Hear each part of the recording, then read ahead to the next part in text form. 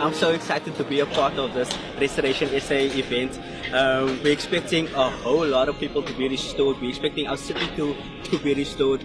It's such our city has been hurting for a long time, and because we are the mother city, we are expecting healing to take place because the mother brings healing, and we're really expecting thousands upon thousands of lives to be changed per day. Ek is baie opgewonde vir vandag. Ek glo dat die Here ons gaan ontmoet, elke persoon op 'n individuele vlak en ook as 'n kerk. Ek glo ook die hekke wat ons gaan besit, dit gaan soos die hekke van die hemele oopmaak. It's actually really exciting. I think when I walked into the space, I was filled with awe that this is such a big thing that's actually happening right now. Something that I think is long overdue that we really need for this nation, for this country.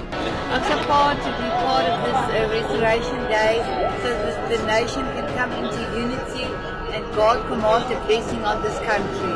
Nice to see how the people have all come together united here to think that there is a hope for our country, and we as Christians need to usher this hope into our country, and we will see change in our country, but it needs to come from a spiritual sense. It's nice to have that punch in the spiritual realm.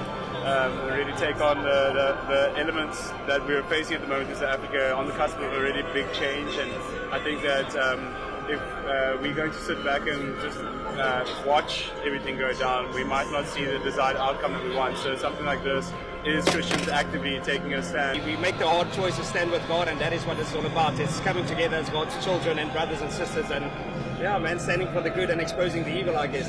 This event is for me a historical event.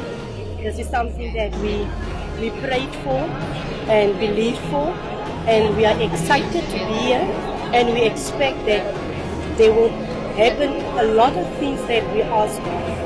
And restoration for South Africa is here now, and therefore we are so much excited.